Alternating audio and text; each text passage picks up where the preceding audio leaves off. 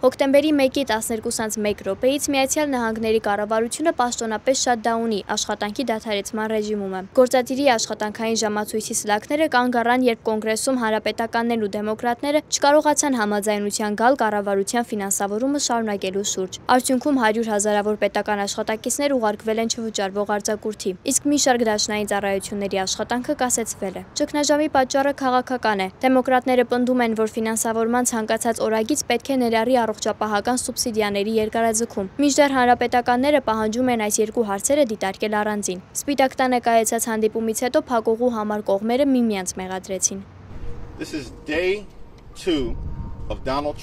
Դոնալդ Թրամփի կառավարության փակման երկրորդ օրն է, բայց 256-րդ օրն է այն քաոսի, որ Թրամփի նախագահությունը բերել է ամերիկյան ժողովրդին։ Մենք պատրաստ ենք, ցանկանում ենք եւ կարող ենք նստել բանակցությունների սեղանի շուրջ, յուրաքանչյուրի հետ, ցանկացած ժամանակ, ցանկացած վայրում, որպեսզի փորձեն գտնել կառավարությունը վերաբացելու ուղին, ծախսերի շուրջ համաձայնելու համար, որն իրականում կբավարարի ամերիկյան ժողովրդի կարիքներին, միաժամանակ լուծելով հանրապետականների առողջապահական ճգնաժամը։ Դեմոկրատների համար առողջապահական արտոնությունների հարցը ոչ թե պարզապես բյուջետային կետ է, այլ միլիոնավոր քաղաքացիների կենսական խնդիր։ Հակիմ Ջեֆրիսը զգուշացնում է, որ հանրապետականների անզիջում դիրքորոշումը հասարակ ամերիկացիներին կդնի ֆինանսական հարվածի տակ։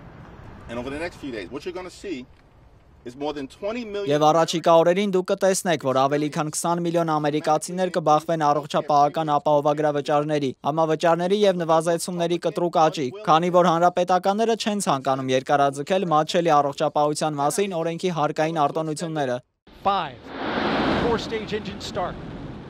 Կառավարության շատդաունը կաթվածահար է արել նաև ամերիկյան տիեզերական գործակալության NASA-ի աշխատանքը։ NASA-ի ավելի քան 18000 աշխատակիցներից 15000-ը ուղարկվել են չվճարվող արձակուրդ։ Աշխատում է միայն նվազագույն աշխատակազմը կենսական նշանակության գործերի համար, ինչպիսիք են միջազգային տիեզերակայանի անվտանգությունը եւ եղանակային արբանյակների մոնիթորինգը։ Նախագահ Թրամփը կարծես պատրաստվում է օգտագործել շատդաունը որպես ճնշման գործիք։ Նա ոչ միայն չի բացառել, այլև սպառնացել է դաշնային աշխատակիցների կրճատումներով եւ դեմոկրատների համար կարևոր նախագծերի տապալմամբ։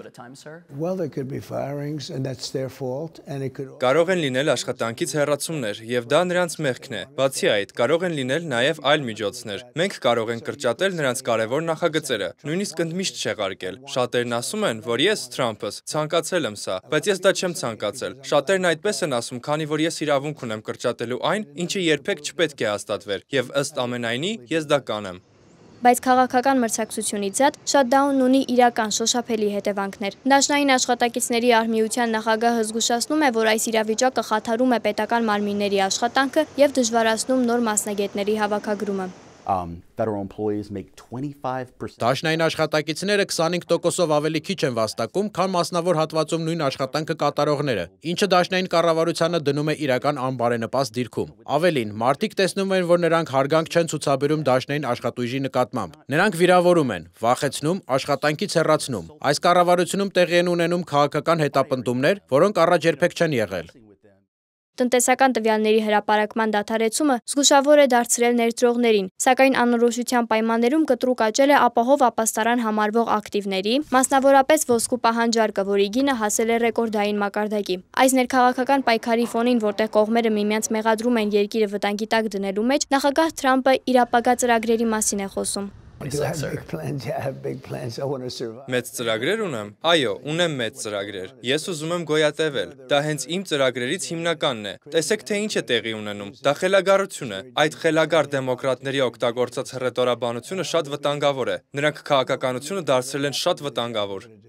Թրամփի վարչակազմը ծրագրում է մինչև 1700 ազգային գվարդիայի զինվոր մոբիլիզացնել 19 նահանգներում, աջակցելու ներգաղթի եւ մաքսային ծառայության գործողություններին։ Զորքերը հիմնականում տեղակայվելու են հանրապետականների վերահսկողության տակ գտնվող նահանգներում՝ Թենեսիում, Տեխասում, Ֆլորիդայում, Լուիզիանայում։ Սակայն Թրամփը նաեւ սպառնացել է զորքեր ուղարկել դեմոկրատների խոշոր քաղաքներ, ինչպիսիք են Չիկագոն եւ Նյու Յորքը, հանցավորության աճի պատճառությամբ։ Լոս Անջելեսում եւ Վաշինգտոնում արդեն իսկ տեղակայումներ են եղել։ Այս իրավական վեճերի ֆոնին Թրամփի վարչակազմը որոշել է զորքեր ուղարկել նաև Օրեգոն նահանգի Պորտլենդ քաղաք, դաշնային ներգաղթային կառույցները, իր բառերով ներքին ահաբեկիչներից պաշտպանելու պատրվակով։ Սա առաջացրել է նահանգի իշխանությունների կտրուկ արձագանքը, որոնք հայց են ներկայացրել վիճարկելով նախագահի որոշումը։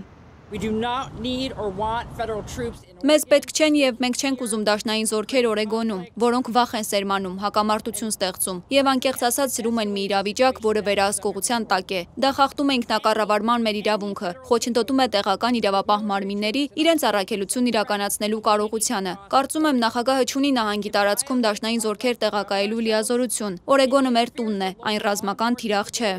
Ազգային գվարդիայի տեղակայումը ամերիկյան քաղաքներում ավելին է, քան պարզապես իրավական գործողությունը։ Այն դարձել է քաղաքական պայքարի գործիք, որտեղ դաշնային կառավարության եւ նահանգների իշխանությունների միջև սահմանադրական լիազորությունների սահմանները ենթարկվում են լուրջ փորձության։ Մի կողմից նախագահը պնդում է, որ գործում է ազգային անվտանգության շահերից ելնելով, մյուս կողմից նահանգապետերն ու դատարանները նրան մեղադրում են իշխանազանցման եւ իրավիճակը քաղաքական նպատակներով սրելու մեջ։ Դոնալդ Թրամփը ձգտում է դափնիների, նաեւ արտաքին աշխարհում, պարբերաբար ակնարկելով, որ արժանի է խաղաղության Նոբելյան մրցանակին։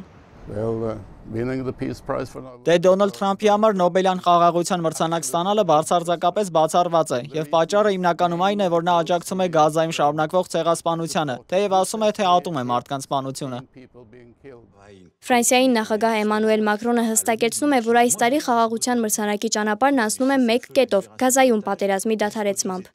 Խաղաղության Նոբելյան մրցանակը հնարավոր է միայն այն դեպքում, եթե դուք դադարեցնեք այս հակամարտությունը եւ կարողանաք վերջապես վերաբացել մարդասիրական օգնության ուղիները, փրկել երեխաների, կանանց, տարեցների կյանքը։